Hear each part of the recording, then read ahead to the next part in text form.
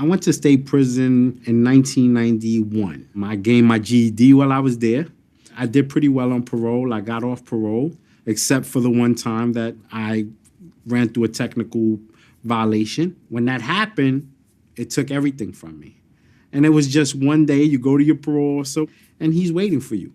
He's waiting for you with handcuffs, and there's nothing you could do about it.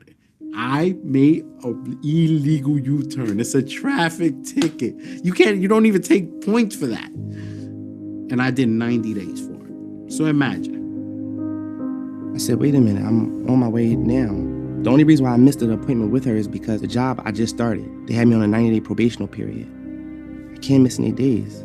I need this job, and now you're telling me that you're locking me up because I missed an appointment to come see you? While on parole, I was never told that I would be violated if I left rehabilitation.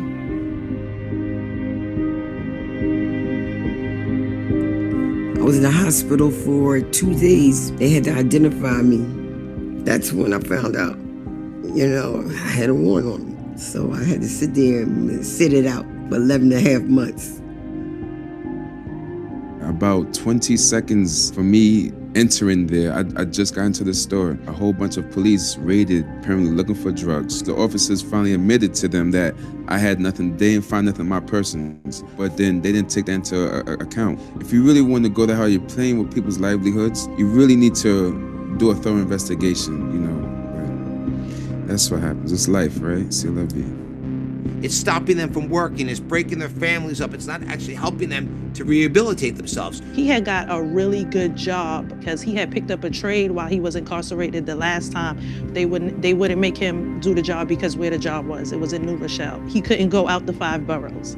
It's like we can't win for losing. When you talk about these so-called technical violations, it's not technical to the kid who can never see her mom again because she showed up late for a meeting. That's not technical. That's devastating for that individual child. It was traumatizing for us because you don't know if mom's gonna be here in 2 weeks, 3 weeks. You couldn't have told me checking your mail or checking your apartment that they know about, they could violate you and send you back to prison for that. So he added on another year of supervised release and sent me back to jail for 3 months. I even tried to commit suicide. How am I supposed to take care of my son? How am I supposed to support us? Like, if nobody's giving me a chance. I feel scared for myself and I feel scared for my mom. It's a journey that you don't see the light. You lose hope and everything becomes about going to see somebody in jail.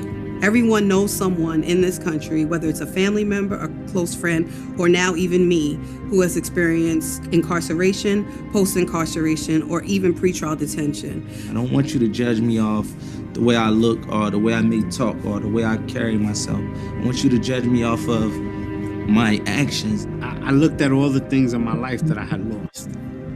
People who were very important to me. One was my mother. And thank God. Excuse me.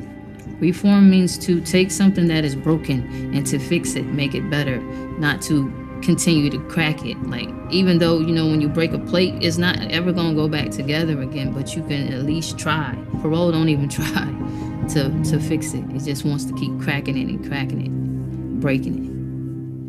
He started out this way. He took his rocky turn, but he's back on smooth ground again. And that's what I'm looking forward to. Welcome to Activate Diversity, Pathways to Equal Justice. This program is the 3rd-part program in a series called Activate Diversity. This series just addresses different forms of diversity-related initiatives over an entire year. My name is Alfreda Cower, and I have the pleasure of serving as the chair of this great division. Of course, I'm a little biased that this division is great, and I think my members are, guess what? Incomparable. But what would you expect the chair to say? But here in the division, we do a lot of great things, and diversity, activating diversity is one of the things that I've committed my administration to, as well as public service and giving opportunities to serve. Here in the division, we're dedicated to, again, like I said, equal justice and fairness. And so we don't shy away from tackling difficult issues. And that is why we are, in fact, here today. because we all know, given the climate of America right now, this is a pretty hot topic and a pretty difficult issue. And so we have a great panel here today prepared to discuss with you. The panel is here to discuss with you criminal justice reform and the disparate impact it has on communities of color. So I know you're going to be excited about the panelists you're going to see, but before you get to the panelists, you ought to be real hyped about our moderator that's coming up. This program, we couldn't imagine a better moderator. We have before us Senior Judge Phyllis Kotey. Judge Kotey is a member of the GP Solo Division. She's also a member, if I must say so, the greatest sorority of this side of heaven, Delta Sigma Theta, Sorority Incorporated. She's currently employed at the FIU Law School here in South Florida in Miami as a clinical professor. She's received many accolades. She received an award most recently in December that was rendered by a difference maker, rendered by our division. There's so many things and great things I can tell you. Part of the stuff that she's teaching at the law school deals with criminal justice reform and criminal and regular social injustice. But of all the things I could tell you, read you her bio, which I won't, the greatest accolade I can give to my line sister is that she is a true public servant. And I do mean that, a true public servant. Having served as a prosecutor for many years, and I'm still trying to forgive her for that, but she did that for a while and then became a judge on the bench, and now she's a senior judge. So it is my pleasure to introduce to you a great friend, a great lawyer, a great judge, and a great moderator, Senior Judge Phyllis Kotey. Judge Kotey?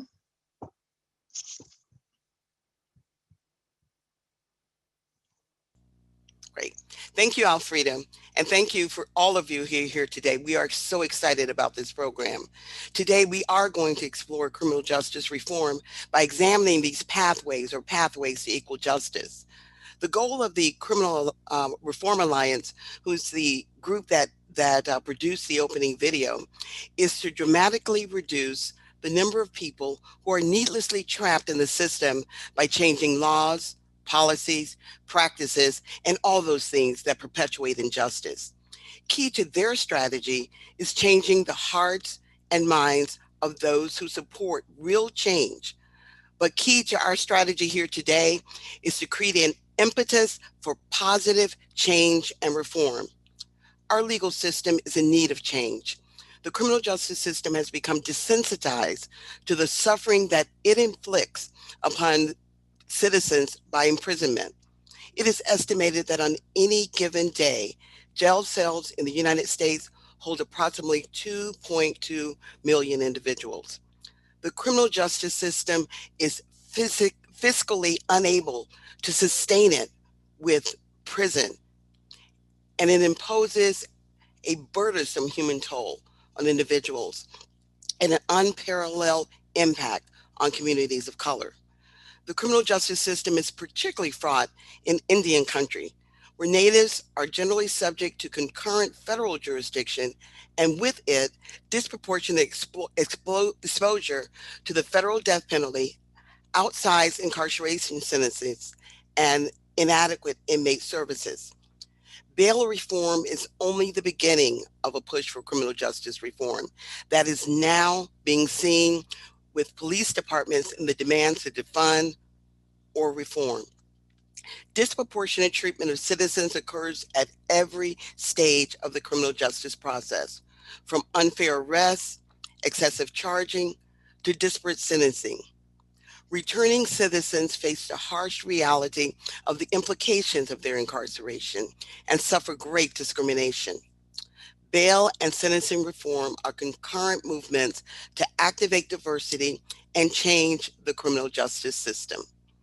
We need new and innovative ways to address these inequities, and our speakers today and panelists today will help us look at these changes. Their extended biographies are available and on the GP Solo website. But by way of brief introduction, Kanya Bennett is a Senior Policy Counsel and Legislative Coalition Manager at the Bail Project. This project seeks to combat mass incarceration by disrupting the money bail system one person at a time. Kanya advanced criminal justice reform at the federal level at the American Constitution Society and the ACLU. Alvin Barlow is a criminal defense attorney in the state of Florida and the CEO of Technologies for Justice. Moved by the obvious disparity in sentencing, he created what is now known as Equity in Sentencing Analysis System, which employs technology to secure equity in sentencing. Jason Soul's original goal with his Humanize My Hoodie project, now a movement, was to shift the paradigm of Black men in hoodies while working as an adjunct professor of college.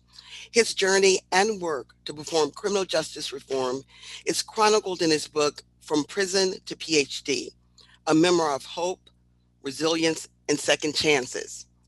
Lauren Van Schilfgaarde is director at UCLA of the Tribal Legal Development Clinic, which provides legal services to tribes focused on developing tribal law and enhancing tribal sovereignty. Representative Raymond Dehn is a politician and community organizer for criminal justice reform who served in the Minnesota House of Representatives from 2012 until 2020. In 1982, he was granted a full pardon after a felony conviction in 1976. Representative Joanna McClinton was elected to the Pennsylvania House of Representatives in 2015. She was most recently re-elected and elected to serve as the House Democratic leader. She began her work on criminal justice as a public defender. And I want to start with you, Representative McClinton. I mean, we saw the video and we noticed the video included Meek Mills, and this is actually a project that includes work that he is now championing in terms of criminal justice reform. But my question to you is, what impact does your role as a legislator play on creating these criminal justice pathways? Like how do you use the public and public sentiment in terms of deciding or choosing or supporting a particular kind of reform? So first of all, thank you for having me. I'm so glad to be here with this great panel. And thank you, Judge, for that question. So in terms of listening to the public, I mean, the first thing for any elected representative is to hear what your constituents are saying. What are your neighbors saying? Whether you had a town hall or whether you're getting emails or whether you have someone come into your office and just say, hey, my daughter has been on probation for too long and she can't get a job. I mean, these are things that I actually hear. And when I add in the 7 years I spent as an assistant public defender here in Philly at the Defender Association, I witnessed with my own eyes, and no disrespect to this judge, but other judges keep people on probation perpetually with a thought that they're saving them from something or saving them from themselves or saving them from some addiction, just perpetuating probation and supervision when in fact they're restricting their freedoms, their rights, and any drop of a dime, they lose everything. They're incarcerated, they're revoked, they're resentenced, they lose their children, they lose their housing, they lose their job. But most importantly, when you're under that type of scrutiny for a prolonged period, you lose hope. So in the Commonwealth of Pennsylvania, we have a great group of legislators working on criminal justice reform. And we came very close in our last session to being able to change the way people are supervised on probation. What we want to do is add caps. Every state has caps for how long you can be sentenced. But what we've seen in this Commonwealth is we have so many people who are under supervision and it gets so long that it's no longer worth the time even for the probation and parole officers to keep supervising them. Now, we know there's a contingency of very violent people that need to be in jail. That is without question. But there are many other folks who come home and who make great decisions every day, but that pressure of years of scrutiny under probation, it gets defeating and they end up not being able to withstand some of the different tests that just come with time in life. So we're listening to constituents. We have a work group where we're continuing to try to get that bill moved. And as you saw in the video, McMill, he's someone that we all rallied around from the Pennsylvania legislature to try to get him out and use his case to amplify how this isn't a problem for a superstar. It's a problem for the names we don't know. And as a former PD, it was a problem for many of my clients. So that's something we want to do as legislatures, changing the law without, handcuffing judges, but want to make sure that they don't fall into the temptation of wanting to supervise people eternally, because that just doesn't do the society good. That doesn't protect anybody, and it doesn't help the people get on the right path. Thank you. Thank you. We know that bail reform is really a pathway. And the Bail Project has really undertaken the work of doing this. So, Kanya, I wanted to ask you, can you describe the work of the Bail Project and how it's spreading across the country in terms of what you do and how you do it? Yes, thank you so much, Judge, for that question. And before I respond, I also want to thank Attorney Coward and her colleagues at the American Bar Association for assembling this panel, as well as this series around activating diversity. It is critical that as this nation reckons with racial inequality, that the legal community lead and model here as our country works towards resolution. So very happy to be a part of this panel. Thank you for having me, and I'm delighted to be with such distinguished colleagues. The Bail Project is a national nonprofit that has been operating since 2018 to advance criminal, racial, and economic justice by paying bail for people in need. As you shared at the start of the panel, Judge, you talked about the more than 2 million people who are incarcerated. And we know when it comes to jails that on any given day, that there are about 500,000 people there who are awaiting trial. They are there because they cannot afford bail. After a person has been arrested and booked, they find that bail is really going to determine their fate in the criminal legal system. A person with financial resources can buy their liberty, and a person without such means cannot. Neither one, however, has been convicted of a crime. Both are legally presumed innocent. At the Bail Project, we know that freedom makes all of the difference. We know that if a person is incarcerated pre-trial, they are more likely to take a plea to get out of jail or be convicted by a judge or jury and then sentenced to longer prison terms. And in the spirit of today's conversation on activating justice, the Bail Project appreciates that our work is racial justice work. And we know that there's a disproportionate impact that the criminal legal system has on people of color. At the pretrial stage, we know that Black and Brown people disproportionately represent those detained pretrial, accounting for 50% of the pretrial population nationwide. And we also know that if you're Black or Latinx, the judge is likely to set a bail amount twice as high as the average bail set for a white person. So what the Bail Project has set out to do is what you think that it does. As the Bail Project, we're providing bail assistance to people, and we are trying to make that difference. We have, since 2018, we have helped 12,000 people come home and stay home pre-trial. We have helped clients make more than 27,000 court appearances. And again, what we have learned in assisting our clients is that when you're out pre-trial, you are more likely to have a favorable disposition with respect to your case. For our clients who have had cases closed, nearly 40% had their cases entirely dismissed, and less than 10% spent additional days in jail as part of a sentence. People who would otherwise be detained pre-trial are able to remain home with family, they're able to go to work, they're able to maintain critical community ties. And at the Bail Project, we are really pushing this community release with support model. We at the Bail Project are offering not just bail, but we are helping with court notifications, transportation assistance, referrals to voluntary social services and community resources, anything that a person is going to need to ensure that they return to court and ideally end their entanglement with the criminal legal system. On the policy, and on the policy team, I help push systemic reforms. So what we want to do with the Bail Project is put ourselves out of business.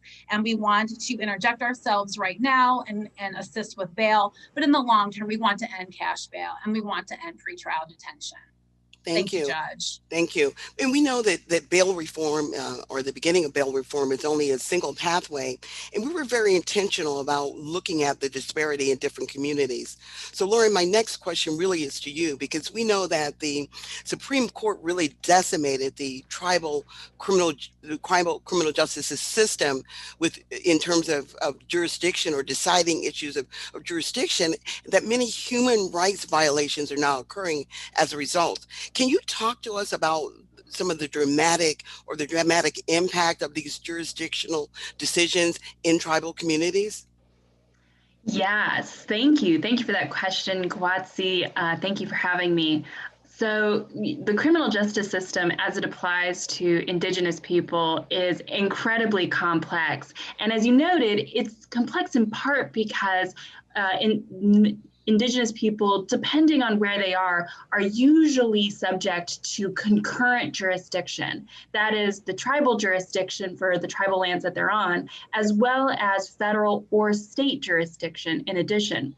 For lots of Indian communities, Indians are subject to federal jurisdiction, which means that, for a crime committed on tribal lands that is only subject to federal jurisdiction because they're Indian, they're subject to juries that are not made up of their peers, they have fewer services, they have no parole, and they're subject to the federal death penalty, which, as we saw in the last, spate of executions, we saw an Indigenous person get executed purely because they were Indigenous, right? In addition, tribal members are also subject to tribal jurisdiction, and not just tribal members, Indians. And this stems from tribal inherent sovereignty, jurisdiction that tribes had pre-contact and retained post-contact.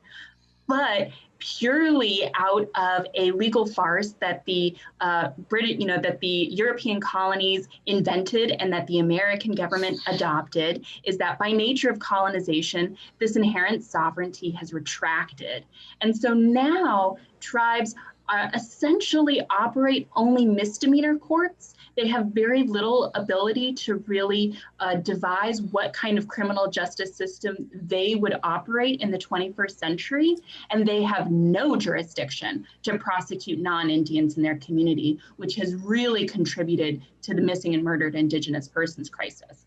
So we've got this crazy tension going on where we have Indigenous people that are overly incarcerated. They are more likely to be killed by the police than any other race in this country. And yet tribes have very little ability to really stem that violence that's being perpetrated against Indigenous people.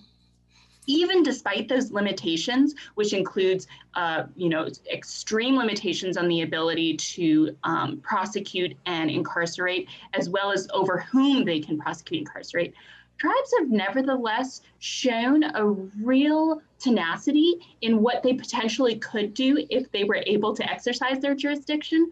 We see lots of, quote, restorative justice programs in tribal communities, which are really reemergence of traditional practices that tribes use to protect their communities.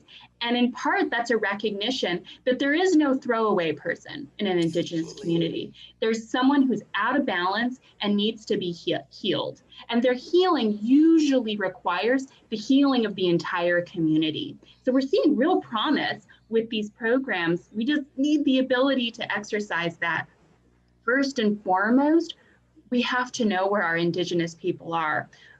It's extremely likely that when an Indigenous person is picked up off their reservation, they're not likely to be identified as Indigenous. They're usually either misclassified their race, or they're classified as other, or as CNN used when detailing demographics on the voting, they're labeled as something else. Either way, Indigenous people have no idea where their people are. So first and foremost, we need to identify who they are and identify their tribe, because being Indigenous is not just a race, it's a citizenship. people are dual citizens, and so their tribes should be notified when a tribal member is arrested, prosecuted, and incarcerated. The tribe should have standing in that whole process, and that is definitely not happening. So there's a lot of different issues there. Mm-hmm. So what I want to focus on at this point is, and ask you, Al, we were talking about disparate treatment in the Indigenous community, but really that's not the only place where we've seen disparate treatment. And I know for you, seeing this disparate treatment, not in bail, but in sentencing, led you to create a program that I want you to tell us about in terms of what you're doing and the kinds of successes that you've been able to have.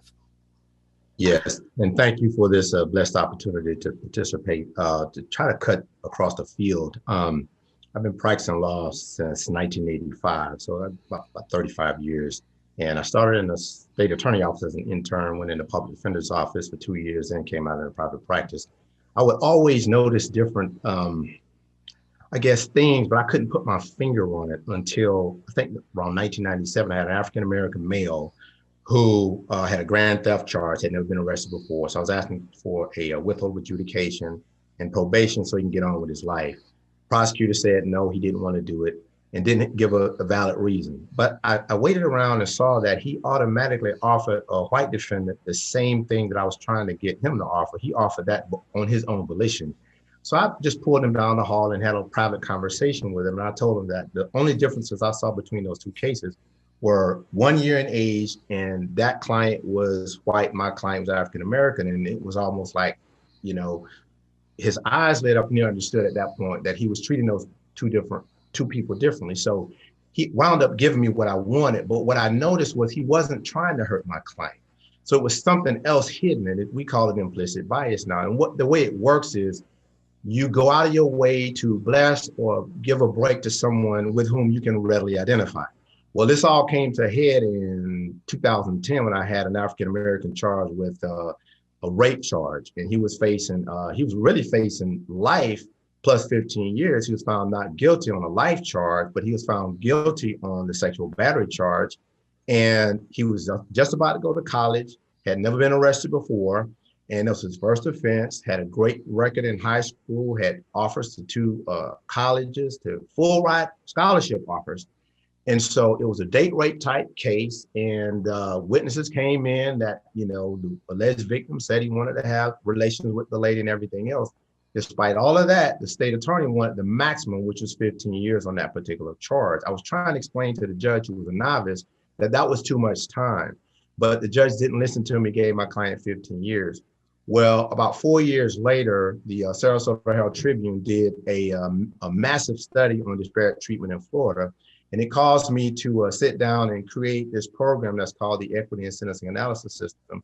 And once we created a prototype, I ran the case that I tried back in 2010. So this is like 4 years later. And it was just like I told that judge. My client no one in that jurisdiction had ever received a sentence as high as my client. The average sentence that they were giving out was 7.9 to 8 years maximum. And so you were able to show this with a computer? I was able to show that with the data. We have a web-based system. And what happens sometimes is when the judges see the data and the prosecutors see the data, sometimes they just capitulate and do what's right by the person. So that's how the equity and sentencing analysis system works.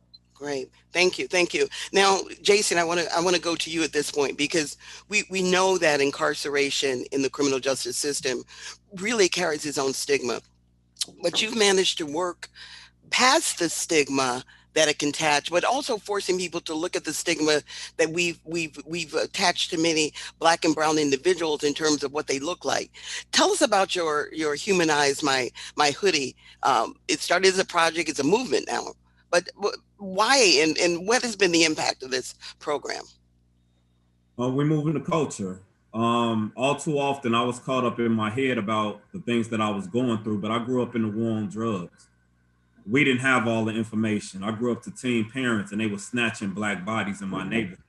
I didn't know what that was. So as I got older, I was having my challenges with the system. And you got to understand, I graduated from high school on time. I never failed a class. So for me to end up in prison didn't make a lot of sense, but I made my mistakes, but I didn't understand structural racism. So when I came home from prison, I realized I went from slavery into the new Jim Crow. I'm like, wait, I gotta live back in the hood. I promised my people that I was gonna get a nice condo with some nice stuff. And moving on up. I thought I was about to get at it, but I realized my probation officer and parole officer, they already had a game going with the police and politicians. Like, I didn't realize I was living in a power episode. You know what I'm saying? And when I went to school and started studying, I was like, oh, the system criminal trying to make me a 3-time convicted felon and wipe me off the map. You shady, your whole thing shady. So for me, you know, I've been a professor for 12 years now, and I'm grateful to teach criminal justice to students. And I've always been, you know, pretty radical throughout my life. So I said, you know, I'm teaching my criminal justice students with a hoodie on. I said, I'm gonna teach prison, corrections, and society, crime and justice in America, diversity issues in criminal justice, all while rocking a hoodie, because I want you to reduce your threat perception of me before you get that badge and that gun, or before you become a probation officer and walking around like you don't know. So humanize my hoodie. We challenging those macroaggressions. We definitely look at microaggressions that white folks have and other systems folks have, but we challenging the macroaggressions, the stuff we can see. We saying, hey man, it's time to shut that down. We're not doing all of that playing and talking about a bunch of theories. So I'm an abolitionist, man. Like, we can take care of ourselves if we got the resources, man. We smart. Like, I'm like with Harriet Tubman, man. She was a nurse. Girl. She was a cook. She was the general. She wasn't trying to rehab her slave master. She was trying to abolish slavery. That's what I'm doing. I want to be with Ava DuVernay and Colin Kaepernick, and I'm with them. I'm not riding on trying to fix different parts, man, because it's just going to create another form. Like, we need to listen to Angela Davis. We need to listen to Michelle Alexander. We need to listen to other abolitionists, because we can actually love and protect ourselves. We don't need all that stuff. I don't want anybody's person to be surveyed and put in a system. And like, nah, I'm trying to abolish those systems. Let us get our own businesses. Let us have our own black banks. Let us build Black Wall Street. So then we can build Wakanda. So that's what you know where Wakanda is. And like, in a nutshell, we got a homework hotline where we helping kids who struggle with e-learning.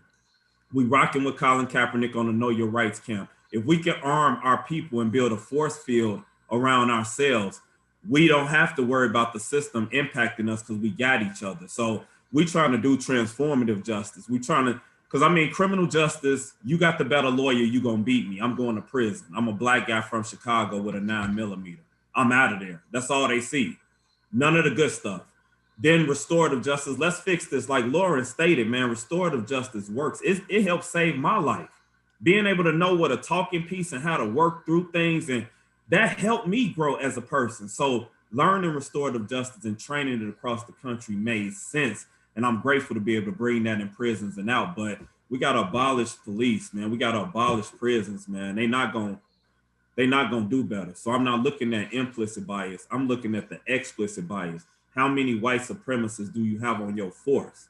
If you can't tell me that, don't waste my time. So humanize my hoodie. We walking in strength, and we want Black and Indigenous liberation. All right. So let me ask you this, Representative Dehn, because one of the things that struck me as I looked at your life story and all the things that you've done is, you know, you're able to get your rights restored. And I wonder if, from your perspective, or if you have a position as to how much your being a white male informed the ability to have that done, and how have you been impacted by the fact that you had a criminal conviction? I mean, you know, and all the great work that you've done in the legislature. Well, thank you, Judge, and it's really an honor to be here with these other panelists, and Jason Soul, you know, has done great work. I've known Jason for quite some years, and I had a huge advantage. You know, my offense occurred in 1976, a burglary felony caught in the house. Ultimately, I ended up serving 7 months and was able to get out to go to drug treatment. And all of that was based on the fact that I was a white kid. I mean, I was 19 years old at the time. I think the courts looked at me as, well, he's a good kid. He just did something bad, right? My parents would come to court with me, both of them. All those things had an impact. And after I, went through treatment successfully, I went into a halfway house. I sort of took advantage of all the opportunities that I had, got early release from probation. Ultimately, in 1982, only 6 years later, granted, this was a few decades ago, most states have changed, I was able to receive full pardon from the state of Minnesota. And so I lived most of my life as if I'd never committed a crime. I was pretty aware that I was pretty lucky in the system, but it wasn't until I moved to North Minneapolis in 2000 that I really began to understand the difference and how much privilege I had in this criminal justice system. So after a few years, I ultimately went to a critical resistance conference, Critical Resistance 9 in Oakland, California, and heard Professor Angela Davis speak. And I was there with some fellow colleagues from a nonprofit board addressing issues around criminal justice. She asked everybody that had a criminal record to stand up, and I stood up. And everybody was like, okay, because it's not like something I talked about publicly. It was something that, was in the past. It was something I'd done. I'd come through, so I was okay. And when I got back home, it really began to sink into me that I need to tell my story about a system that gave me an incredible advantage and disadvantages other people. And that's ultimately why I ran for office. I was public about my offense. And I tell you, being a white guy, being public about your offense is very different than being a Black person, being public about your offense. So I've always looked at those advantages. And in 1982, when I received my pardon, I received my rights restored to vote. And so for me, voting and employment were sort of the two key issues that I dealt with at the legislature. Chief author of Restore the Vote that would allow all those individuals out in public, not locked up, to be able to vote in our elections. And then the other issue was ban the box. Minnesota was one of the first states to pass ban the box so that private employers, not just the public employers, but private employers couldn't ask on an initial application if an individual had a criminal conviction or a criminal charge.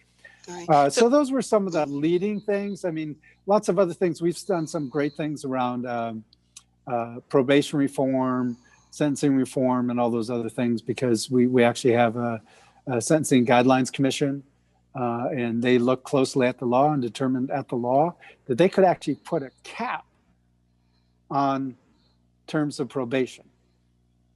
So Minnesota was known for low incarceration rate, but incredibly high probation rate, and where we'd get 20, 30-year probation. And I'll tell you right now, if studies have shown that if someone's going to reoffend, they do it in the first 3 years, right, and then it usually doesn't happen. So that's been moved down to 5 years. We're having some resistance from some of our Republican colleagues, whether or not that the commission had the statute authority to actually do that. But I'll continue to work on those issues, and I think that ultimately we need to really think of the system that we have, which I believe looks for people to make mistakes, and create a system that actually looks for people to have their successes, and to hold up those successes. I mean, when we talk about technical violations, I mean, that's absurd. Some of the things that people get, revoked for and get either sent to prison for the first time or sent back again. So, although I'm leaving the legislature, this work is really important, and I'll continue to advocate. And there's a small part of me that saw a lot of my white friends sort of wake up when they saw that horrific video of George Floyd being killed. I think it did that for a lot of people, and it kind of leads me to my next question, which is for Representative McClinton and A. Wellington. Your work as a public defender and prosecutor, I know, for both of you informs, kind of your reaction to the criminal justice system and the need for criminal justice reform. But can you recall the most dramatic of issues of disparity that you saw that led you to work so actively in this work that you do? And I'll ask you first, Representative McClinton. Absolutely. So for me, it was the day that I was a supervisor and a judge I was very close with gave me a call and said, you need to get over here. I'm concerned about one of the clients your lawyers is handling. And I went over there and I found a young man who was 18 years old who had 3 open drug cases. 2 of them were felonies. 1 of them was a misdemeanor. And he was in court with his basketball coach from his HBCU.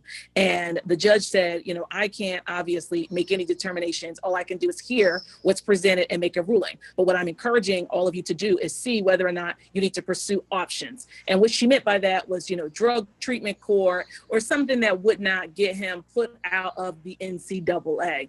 And as a result, it took a lot of work. It took a lot of finessing, good relationships that I'm grateful to still have this day. With working with the DA to create something new because of the posture of all his cases and the number of them. And as I'm retelling the story, it was actually 4. It wasn't really suitable for drug court. And because he was in school at HBCU out of Pennsylvania, he wasn't suitable as a candidate. So as I kept telling them, anything that happens with any of these cases, which you roll the dice with that many, one of them is going to come back guilty. It's like his life and his future and his opportunities that he's had so far. And the craziest thing, Your Honor, is he got them one summer before going to school within like 2 or 3 weeks. Wow. Each one of these arrests were like stacked back to back to back.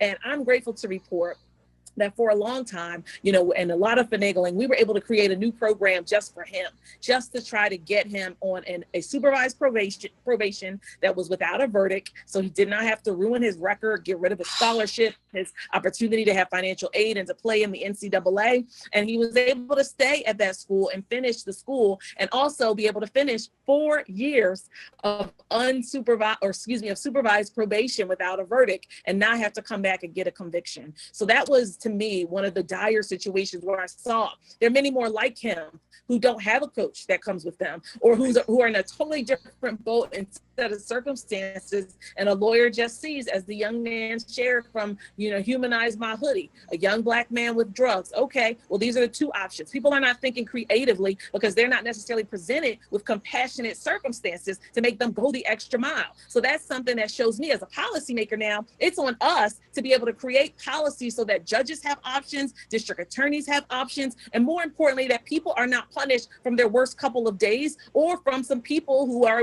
in uniform and abusing their power, putting cases on people who are like him in the summer hanging around other folks. So Al, tell me, I know, especially in terms of your system now that it's in place, what has been the most dramatic impact that you've been able to have? Oh, it's tremendous. One case, a young man received, he was in law school, as a matter of fact.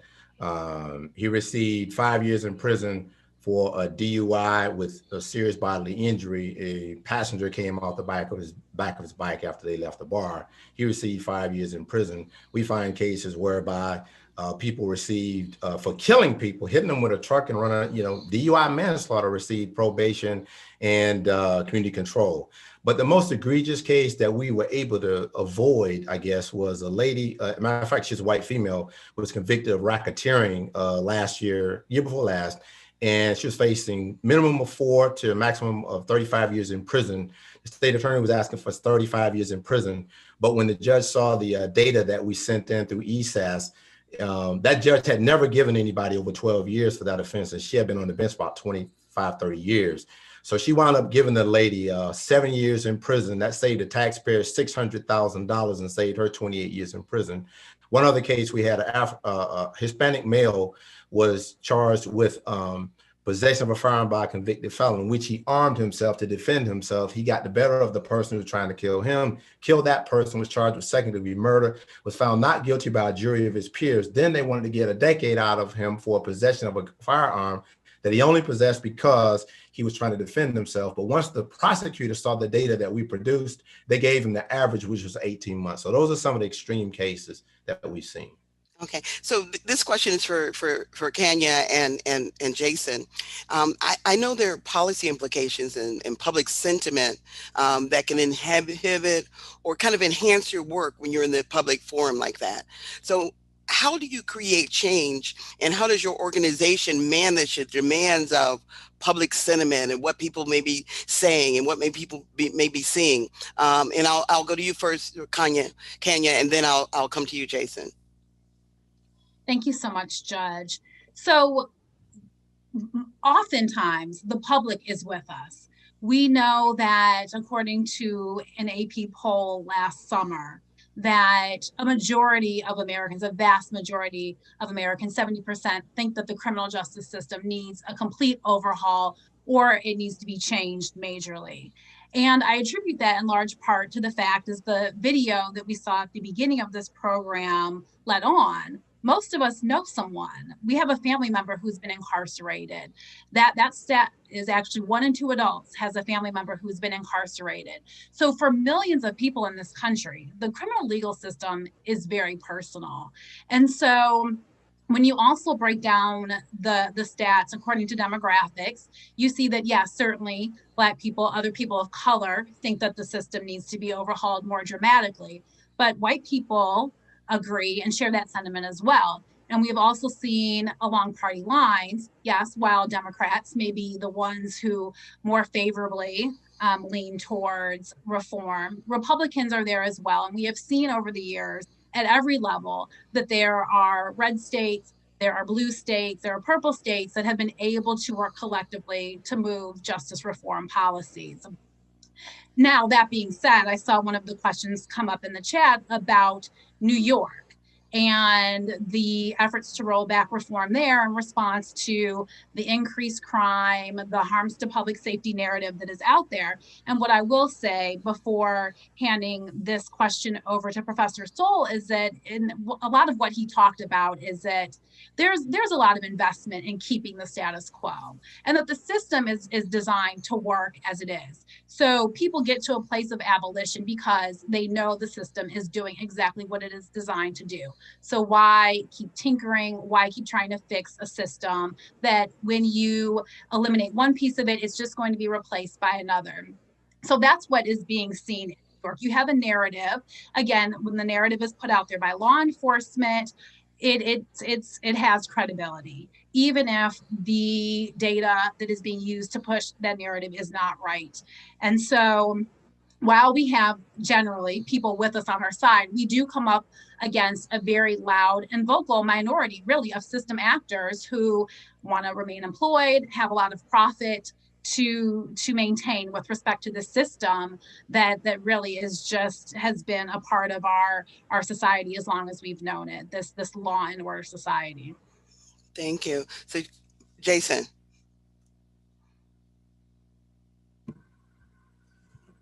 I mean, I often approach this work from a place of just having to survive the drug war, because the game is being played in so many different ways where it's just like I'm at a place where I'm like, I'm not that 19-year-old kid that got caught with a gun.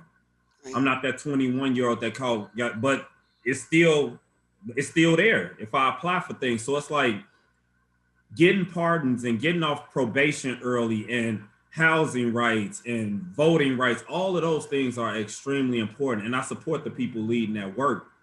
But I want a bolder push against, like, I met Angela Davis in 2004 and she rocked my world, because I'm like, I can be a professor, I can do this. Like, I was asking some real questions because I was an undergraduate student then, and I didn't know, as a 3-time convicted felon, what I really could do. Right. I didn't know what a criminal justice degree could do for me, because I'm like, man, y'all tell me I can't get nothing. You tell me I can only have these low-wage jobs, and you tell me this, and I never understood it. So I always pushed in whatever job or in whatever capacity, but I realized that I wasn't really free. I was just visible. The shackles never came off of me. If the police still look at me as a quote unquote gang member, how am I supposed to really make it after this? So I realized, man, 13th Amendment is real. So I'm keeping my attention on that. And if the 13th Amendment is saying slavery still exists, I'm trying to help free the slaves, the ones I know. How do you do that? I mean, how do you push back? How do you help just regular citizens? I mean, you've made it.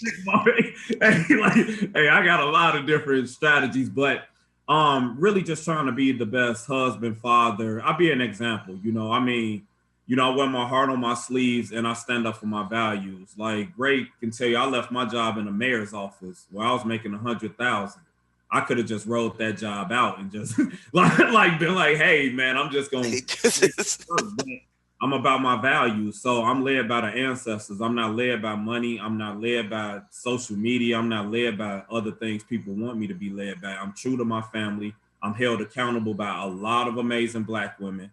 And I just like really show up every day and do my work. I'm not concerned about the things, that I can't really move. If I see a way to be a visionary or do some resistance work, I show up and I help lead. But, for me, if I would have kept listening to what people told me I could be, I would never be nothing. I would be still living in the hood, still trying to, pull myself up by the bootstraps, still trying not to sell drugs. No, I had to figure out on my own because they just wanted me to be another worker. And I'm like, no, man, that's not meant for me. I can't get with that role. And now I challenge the system because I know all them dirty cops. I know all of them people who was trying to, act like they was standing up for the cause and they was really just standing up for themselves. So I just come with truth and integrity. And I feel like, at the end of the day, whatever comes from that, I'm okay with. Thank you. So this next set of questions are for Lauren and Representative Dehn. I mean, we've talked about race, and we've talked about race an awful lot in terms of its impact on the criminal justice system and what has happened in terms of the criminal justice system. But we know that disparity can be felt differently depending upon your perspective in terms of who you are. So my question to both of you is really kind of your comment on how that disparity or difference is felt. First, as a member of of an indigenous community, and how you see it played out, and I think you've done it some for us, Representative Dehn. But then, as a white male, seeing the for lack of a better word, the privilege, even with a conviction that you've been able to experience. Lauren.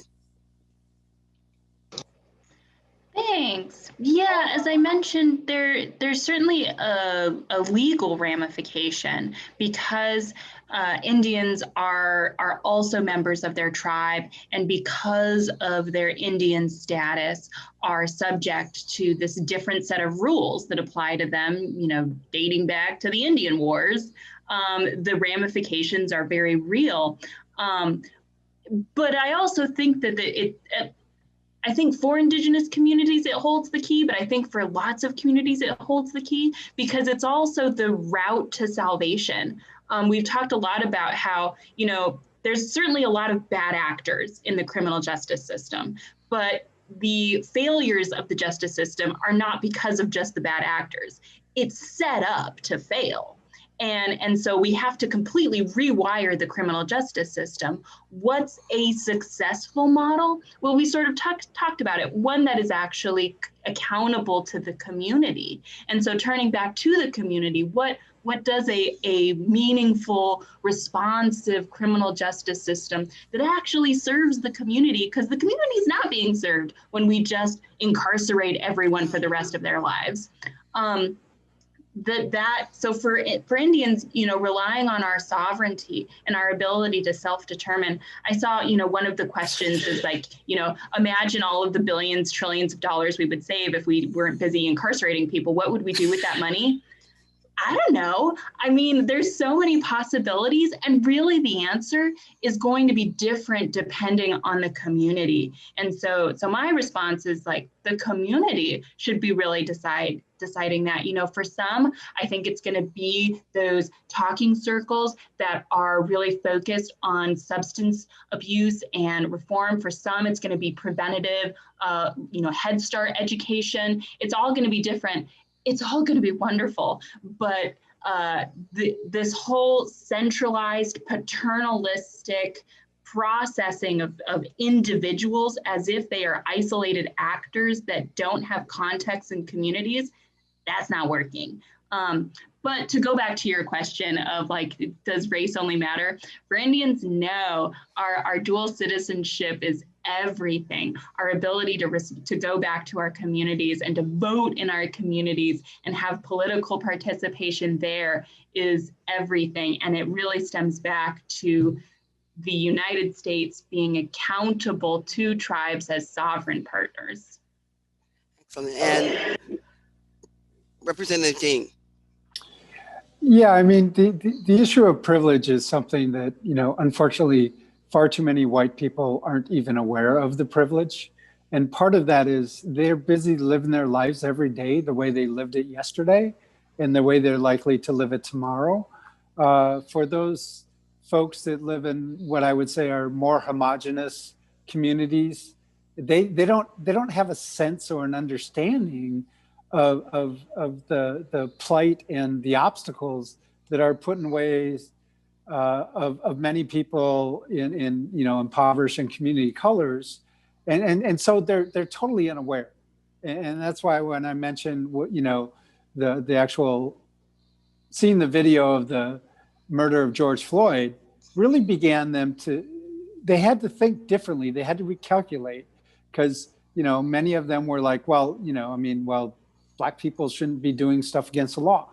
Well, it's like, really, how can you even think about going there?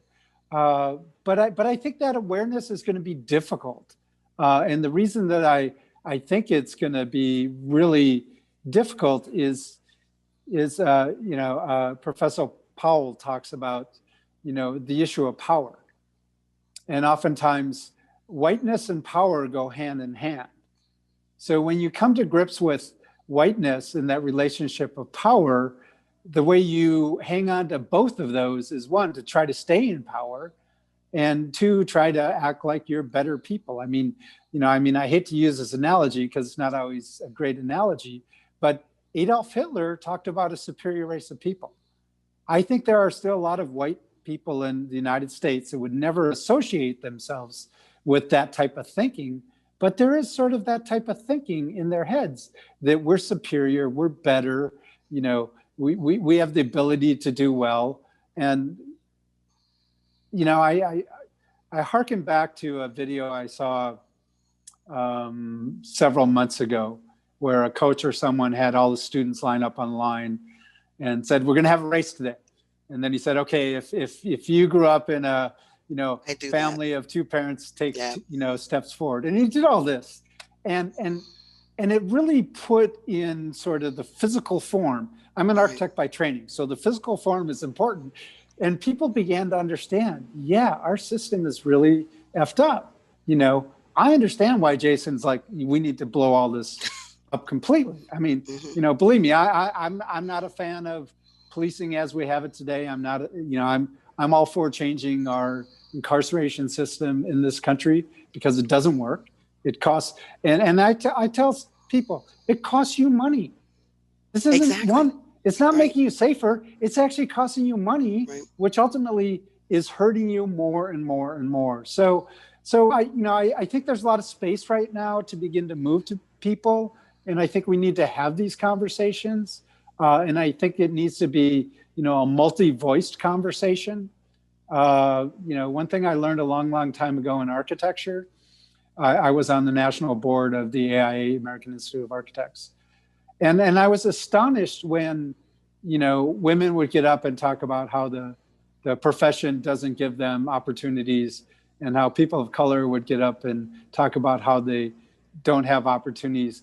And when myself and a couple of other members on the board, directors, actually who are aware, would get up and say the same things, it was perceived differently. Of course. Which is, one, it's absurd that we're still at that place. But two, it tells you that sometimes the messenger is important. And sometimes it's important that that message is being spoken, like I said early on, by those people directly impacted.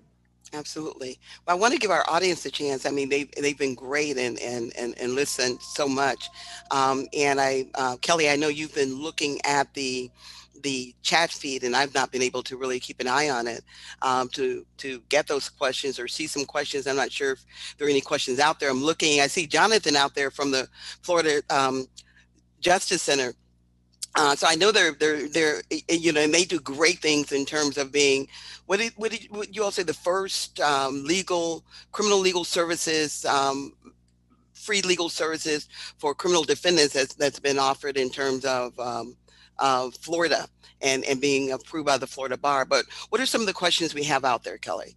Okay, I'll start at the beginning. And I think that some of the panelists have seen these questions and maybe starting to answer them, and some have come to me privately. Ms. Bennett, I believe that you answered the question regarding some, New York has reported some issues with the recent cash bail being stopped. I think your answer was status quo. Unless you want to elaborate on that, I'll jump to the next question. Well, let me ask you this, Kanya, though, because you've not talked about it, but I thought you all actually do bail, pay the bails not only in New York but outside of the state as well, right? Or how does that work? Yes, so we are in more than 20 cities throughout the country. We're actually not in New York. After bail reform took effect, we were put out of business, which again is the goal of the Bail Project. And so we are in, like I said, more than 20 cities throughout the country. And the question that's being raised with respect to New York, again, yes, there are going to be interests, of course, that want to maintain the status quo. And whether it's New York or Illinois, or there are going to be law enforcement, other system actors who do not want to see the system upended. And so we have our work cut out for us in every jurisdiction in which we're operating and those in which we're not. Thank you. Kelly, what else do we have out there? Okay, there is a question. Mr. Barlow typed it in here, but if he could verbally and briefly explain a little bit more about his sentencing software. How does it work? Who has access to it? Okay, yeah. It is web-based software that we only allow attorneys to use it. It has access to 2.2 million sentencing records from October 1st, 1998, right now through June 30th of 2019, soon to be June 30th of 2020. We get our records from the clerk's office of each respective clerk in Florida with 67 clerk's offices and 20 circuits. And so judges can use it, attorneys can use it, prosecutors can use it, and we sell subscriptions. We have, of the 20 public defender offices, we have 4 of them as our clients right now. And we also have private attorneys in most of the 20 judicial circuits. But we also do what's called a custom search for lawyers who don't have a huge caseload, so they can pay for an individual search, and we will send them the data electronically, and that's basically how it works. Technologiesforjustice.com. If you go there, we have a demo on that website to show you actually how it works. And what we do is we take criminal history data, upload it in the system, and then we have a proprietary web-based system that'll send that data where we want it to go. So you can compare apples and apples and oranges and oranges. And so it helps judges to make an educated decision, because what happens a lot of times is a judge might, let's say, sentence somebody to probation, last year. Well, a similarly situated person, a prosecutor is trying to give that person 2 years in prison. Well, that judge won't remember that other case. But this system can come up and show that judge immediately, look, you're about to be disparate in your sentencing on this particular person in relation to everybody else or whatever. So that's how it basically works. Okay. Excellent. Due to COVID, have any of our panelists seen or advocated reform on either a national or local level that addresses the inability of the accused to meet financial obligations because of job loss, or have you seen reform movement to release or divert in custody detention due to, more coming in, because the court is backing up due to COVID?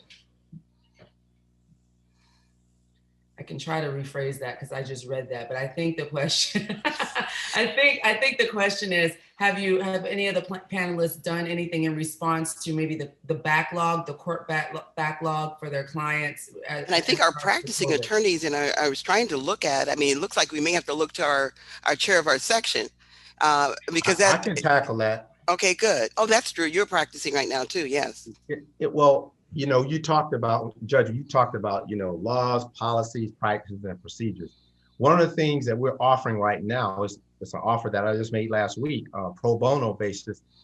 Everybody's caseloads are backed up right now. So we're offering, and I made it to our circuit right now, the Fourth Circuit, that if the judges want to work with us and the prosecutors, we can work with the prosecutors, the judges, and the public defenders, run data for them for free, and help them resolve some of these cases, because a lot of them can be resolved in plea bargaining. 98% of all cases are settled in plea bargaining. So what we could do is run that data for them free of charge and let them see what the average sentences should be for each person. Let them make uniform offers to everybody, and that can help, you know, bleed out the system. So we've made that offer to our prosecutor and the judges here, and if they reject it, I'm going to go to the next circuit. So that's the question is, so I guess is you're seeing the backlog then? I mean, that's the question. Are we seeing the COVID backlog? Because I certainly had a concern about people who want face-to-face contact, and you know, forcing a person to have a trial by Zoom. I mean, I would imagine defense attorneys, like some I know, who shall remain nameless, you know, they're never going to be attracted to having a trial by Zoom. We are absolutely opposed. We are absolutely opposed to having trials by Zoom. Yeah, I guess that one. And so in the state of Florida, there's a huge backlog in criminal cases. Here in Broward, we only have status conferences or nothing that requires an evidentiary value here in criminal cases. So in family court or civil court, other areas of the court, you can address it and have Zoom trials or Zoom hearing. But in criminal court, all we can do via Zoom is we can see our clients virtually, and we can also take depositions if we're so inclined. But those attorneys, defense attorneys like myself, we like to be up close and personal when we're asking those difficult questions. So our clients, quite frankly, are lingering as the question was posed in there. But in some jurisdictions more than other, the courts have been taking that into consideration. Here in Broward, the chief judge is sensitive about limiting and, quite frankly, reducing the population, jail population, because it's hard for them to try to maintain COVID-safe environment with so many inmates. In many counties, Miami-Dade and other counties, they're actually allowing attorneys to file motions to have their clients to be released from incarceration, even if they, you know, if they have a low bail that they couldn't pay. Like, is this bail really necessary? So starting to have this conversation that we're talking about here about, is this bail necessary? So COVID has, there's a lot of bad things with COVID, but in my opinion, COVID has forced some serious conversations in the criminal justice system that we were not having before. Because now they're asking the question, is this necessary? Quite frankly, they're doing it for maybe for their own convenience to make sure the population doesn't infect so many people, but it does benefit the inmates so that there's many more inmates that are able to get out because they want to reduce that population. She asked a question about what about the inmates who have financial obligations and have not been able to cure them. And I can only speak for myself. I haven't had one single client of my criminal clients to be sanctioned for not meeting a criminal financial obligation so far during COVID. Now, wait when those courthouses open back up. That might be a different story. But in the meantime, the judges have not been imposing such significant things as it relates to, paying restitution, for instance. Great, thank you. One more thing. There are judges that are allowing open pleas and contested sentencing hearings by Zoom. I witnessed one in Miami that helped a lawyer on last month, and it went very well. So they are taking pleas by Zoom. And I'm assuming at that point that the person's getting out, so that's the advantage they're seeing with the individual, hopefully in terms of looking at it like that. Because I worry about the privacy issues in terms of a Zoom link and forcing an attorney to have that kind of contact and what that means. Any other questions, Kelly? We have several. So. Okay, let me let you go. So to Mr. Barlow and Lauren or other panelists, what do you think is a key reason that prosecutors and judges tend to disregard the data that you may implore them to consider at sentencing? I think that, I know, first of all, is fear. And what we're doing is so radical, it's so different. Judges are afraid of it. I mean, lawyers were calling me up saying, Barlow, they're terrified of what you're doing. I'm like, wait a minute. All I'm doing is showing you what you're about to do before you do it. That's all I'm doing. And so if you're, and I've heard judges say this, I don't care what any other judge has sentenced anybody to. And I challenge them on the spot right there. Because I say, look, you don't say that when we're dealing with a motion hearing and we're looking at case law precedent. You don't say you don't care what other judges decided on this legal issues. So the sentencing is just as important. So a lot of it is fear of the unknown. They don't know what they're looking at. A lot of them are, older judges too. They're not technically inclined. But I can tell you this, if most of them who will sit down and watch me do a demo, they love it because they understand that this is not the boogeyman. This can help you from being embarrassed. It can also help you from getting probably voted out of office if you pay attention to these sentences that have been handed down by yourself and your colleagues before you issue a sentence in a pending case. So the knife cuts both ways, but I think a lot of it is ignorance or lack of knowledge and fear of the unknown. Sorry if I may, this is not necessarily my area of expertise and I have not seen your demo yet, but I speculate that it's also challenging what is otherwise this sort of fallacy that each case is its own isolated individual that, is operating in this like completely decontextualized sphere, and that like, oh, I'm just looking at this person and just these facts, and it has no bearing on this entire realm of racially biased sentencing. And when I'm confronted with the facts, it's jarring because it, implicates me as an actor in this whole thing, but it also challenges my approach, which is supposed to be individualized, that these are all isolated things that aren't in fact in this whole racial society. And so it's, I think it's challenging on a number of different levels that can be jarring. It's bigger. I mean, you did a great job of explaining it on one level, but it's a greater level. Let me tell you, every state is different. Florida has what's called a criminal punishment code. It went from a guideline system. Now, the criminal punishment code and the guideline system, what they do is they objectify injuries. Like, for instance, a sexual penetration is 80 points. If you go in one orifice, it's 80 points. If you go in another one, it's 80 points. If you slap somebody, it's 40 points. If you shoot somebody, it's codified. And so what we do is we show apple and orange to orange comparisons. This person received 80 points, yet they got 12 years in prison. Here's another person who received 80 points for the same type of injury, yet they got probation. And so you hit the nail on the head, but it's even worse than you just articulated. So they are terrified of it. And there's another system in Washington State. Their prosecutors actually is working with a private individual, a returning citizen, who has developed a computer program in that state to look at sentencing and encourage judges and prosecutors. This actually allows the prosecutor on their own to revisit sentences that they find inequities with. And we're looking at a similar law that's being recommended here in the state of Florida, because that's always the issue.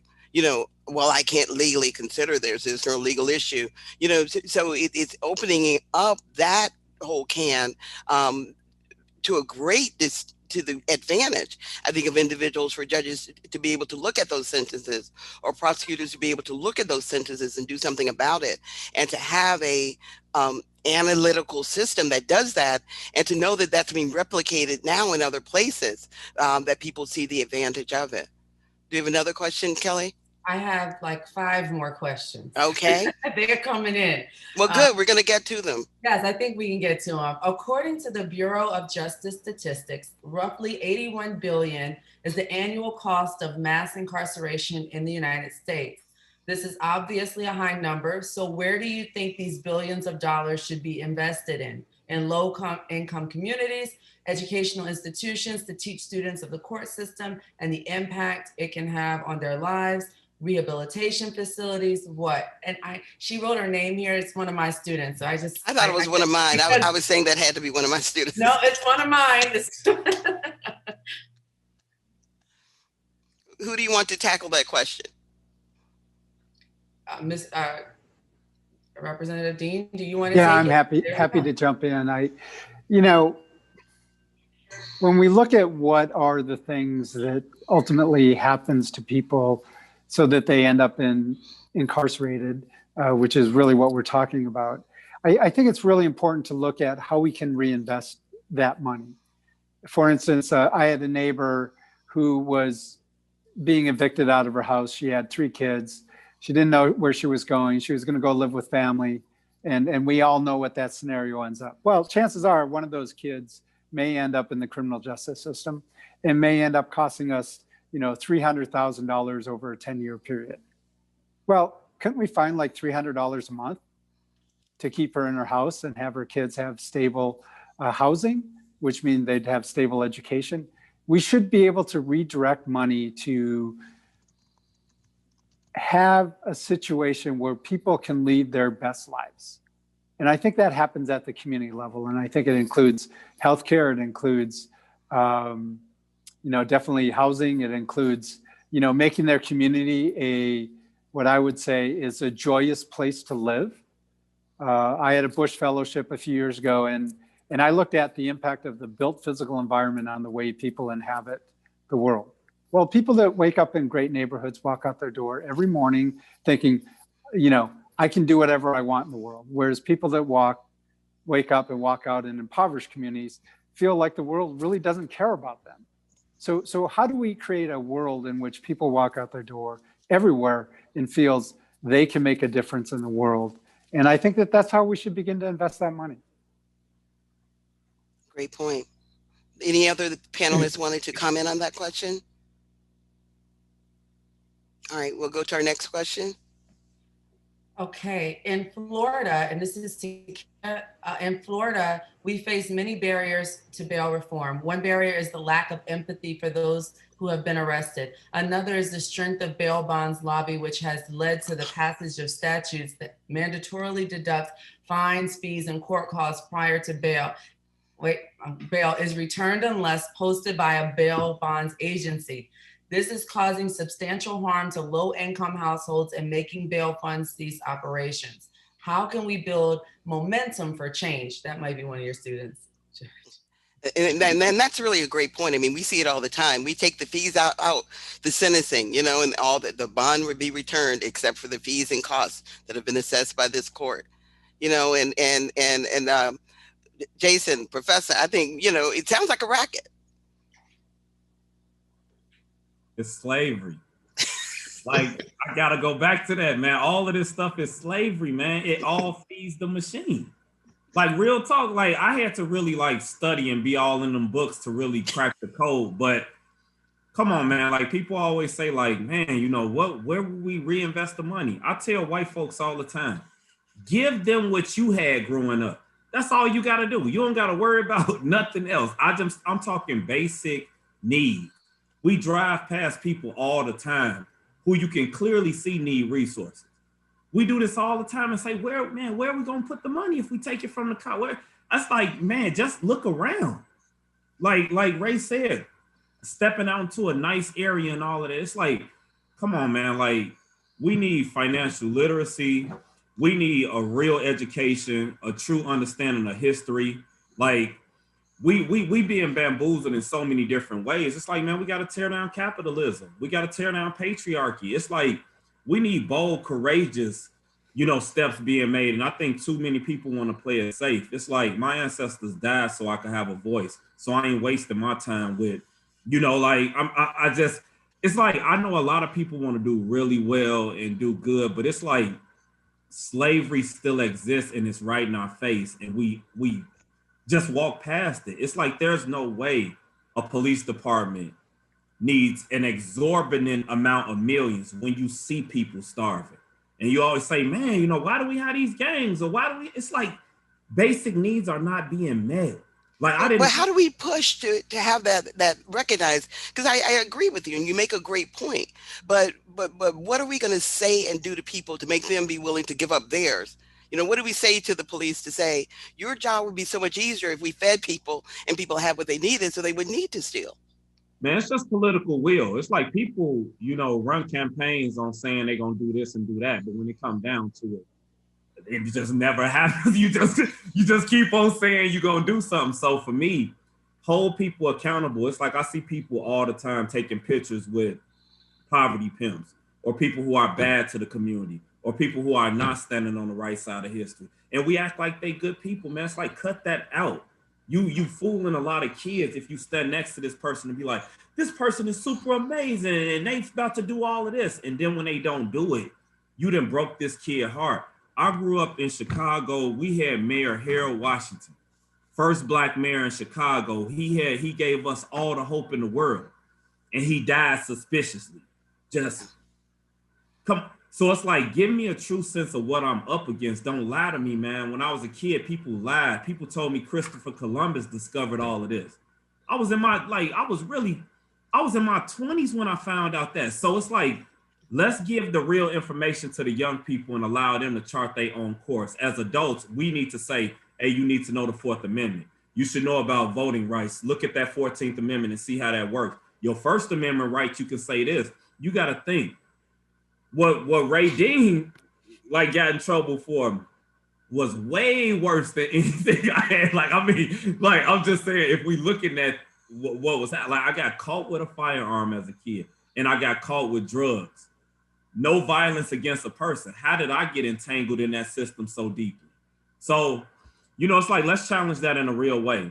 Absolutely. Let's see, Good. more questions? Can I address that? Mm-hmm.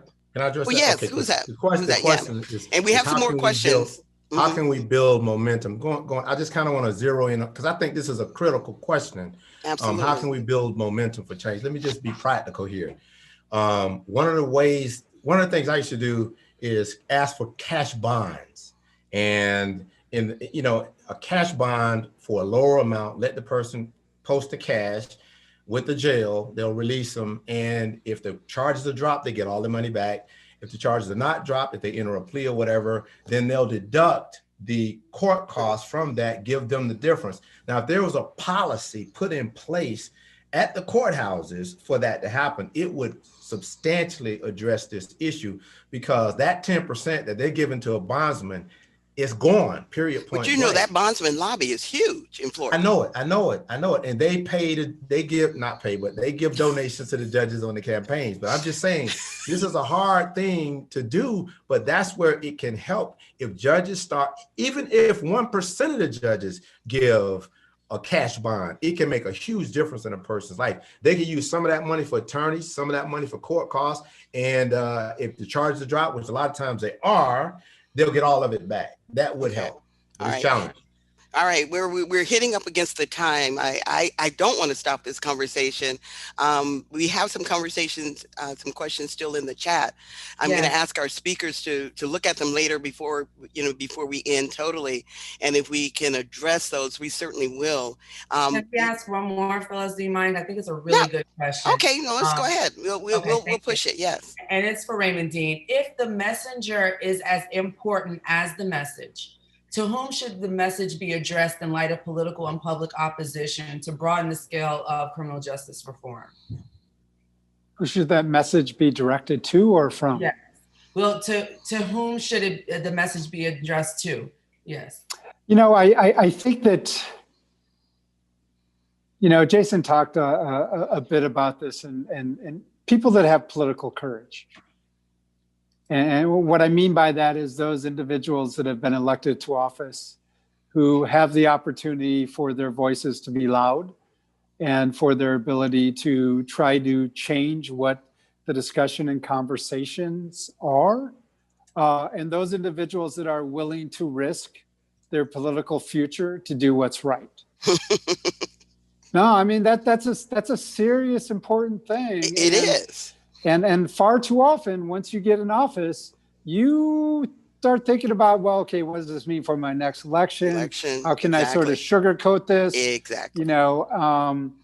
And I think there are some people that just need some encouragement to know that they'll sleep better at night if they're talking about criminal justice issues in the way that they know is right versus in the way that they think is politically expedient.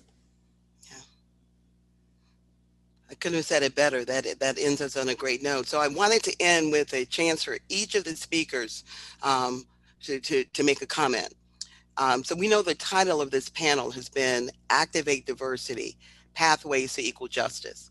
So what I want to ask each of you is, in 1 minute or less, can you identify a critical pathway or action that you would recommend as a pathway to justice? And I'll start with Representative McClinton. She just texted. She had to leave. Oh, we lost her. Yeah, And she told us in terms of looking at reform about sentencing and probation. So that gives each of you all an extra 1 minute, 10 seconds, 20 seconds. Kanya, you're the next up then. I'll just take you in the order we started. Sure, thank you, Judge. So this has been discussed a bit throughout the conversation, but really centering the voices of community and centering the voices of those who are impacted by the system, in this instance, the criminal legal system, in the work that you do. I think that that's critical to figuring out solutions, and it's our responsibility to make sure that we are representative of the people who are harmed by the policies that we are looking to change. Thank you. A. Wellington. You're on mute. Yeah, trying to get unmuted. My answer might be a little different. I'll say it like this right here.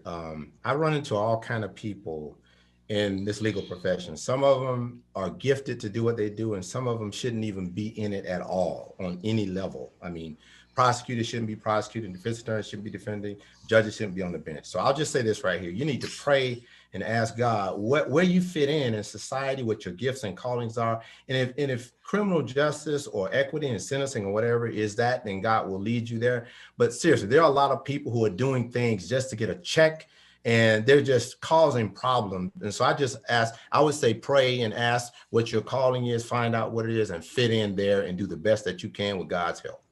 Okay. All right, Jason. Professor. I think, like I said before, well, let's be honest. Let's tell the truth about what's happening out here. They snatching Black bodies. They snatching Indigenous women. Let's be real about, what we're up against. But hold police accountable, in solitary confinement. You got to disrupt and dismantle the school to prison pipeline. Let's stop calling it a criminal justice system, because there's no justice in it. So let's call it a criminal system or something along those lines. And let's really look at ending probation early.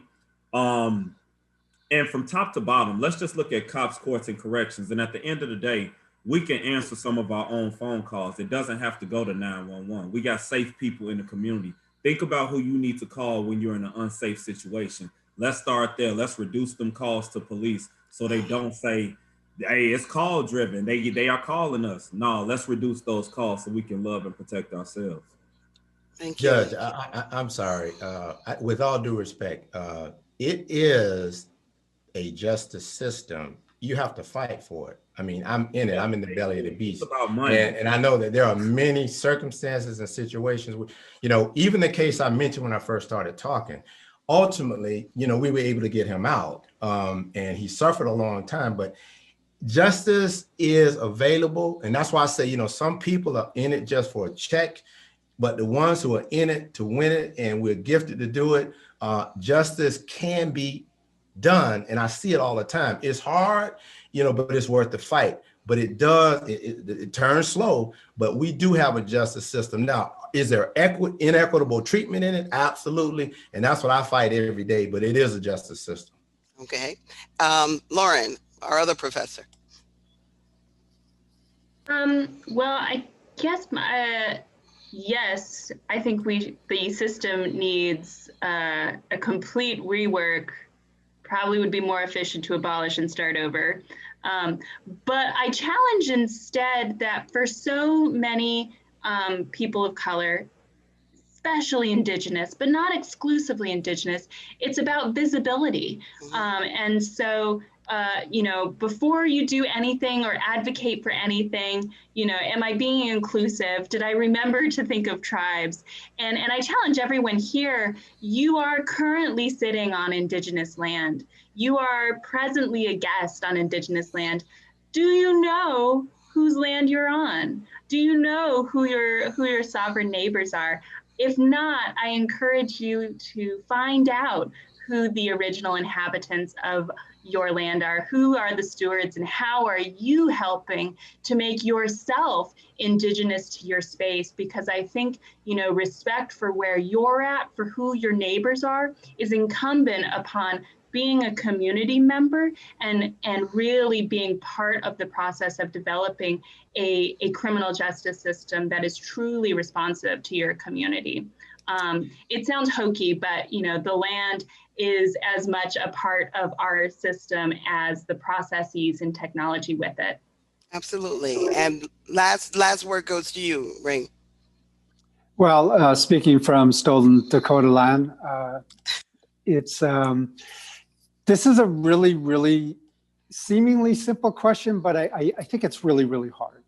I think folks need to look inside themselves and see what they're willing to give up and what they're willing to do and sacrifice to create change. I'd say look around you, see organizations or other individuals that are doing the type of work that you would be interested in doing and engage them. And also work with state legislators. I mean, most state legislators, if you contact their office, they'd be willing to, before COVID, sit down, have a cup of coffee, now have a Zoom call, get to know them and get to know what's important to them. And that gives you then the opportunity to push them. I love the term hold them accountable, but holding someone accountable is actually a two-way street. It's not just me, you need to do what you need to do, because I have a responsibility in that equation as well. So that's what I would put out there. And this has truly been a pleasure to be with all of you today and to speak on this critical issue. I really want to thank all of our panelists. This has been a wonderful opportunity, and I really thank you for participating. We failed to mention earlier our diversity director who's on the line with us asking the questions. So all of this Activate Diversity series is coming under the direction of Kelly Adams. So we can also congratulate her for all of her Absolutely. efforts. It's yes. The person asking the question was great. Thank you, Kelly. Thank you, everyone. This